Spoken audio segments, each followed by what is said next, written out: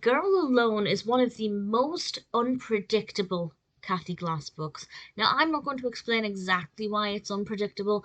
I might, with a spoiler warning towards the end, but what I will say is I've read this before. I couldn't remember what happened. I started to read it again now that I'm reading her books chronologically, and honestly, I remembered none of it. And when I started reading it, I thought, okay, I don't remember any of this. Does this mean that I didn't enjoy it as much? But actually, whatever that case may have been, reading it this time, I absolutely loved it. Cathy is looking after a 13-year-old girl called Joss, and Joss has horrific behaviour.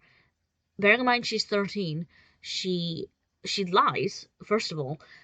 She often comes home late. She is drinking, she is doing drugs, not necessarily hard drugs, but bearing in mind again she's 13, she's hanging around with older men and an adult male whom she claims to be her boyfriend, who she believes loves her. Um, Basically just being utterly uncontrollable. And for about two-thirds of this book, even though there's a reason that made her have this really bad behavior, something tragic that happened when she was younger. I don't want to say what it is, I don't want to spoil it. Although, having said that, it actually tells you on the cover of the book, so I might as well tell you. Her father took his own life when she was, I think, a couple of years before this, and she walked in and saw him.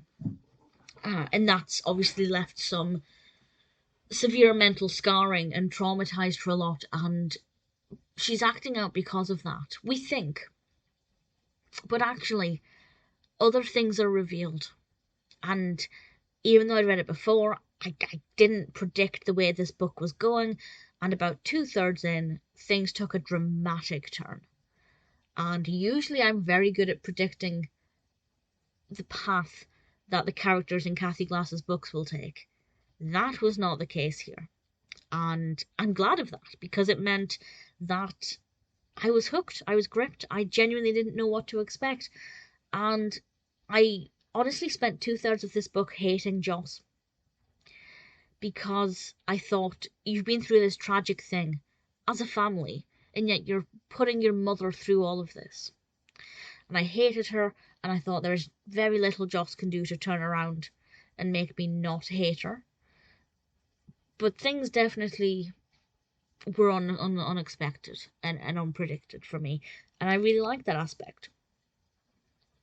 It's definitely one of the most fascinating, thought-provoking of Cathy Glass's books, and even though I felt for the first two-thirds it was quite predictable, like I assumed it was going to be predictable, it was still enjoyable to read, but once it kind of took a different direction, it was, yeah, difficult to put down. Very, very gripping.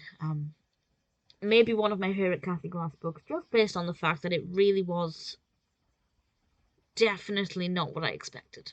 Even with a second read, really enjoyed Girl Alone. If you haven't read it and you're a fan of Cathy Glass, it's definitely worth reading.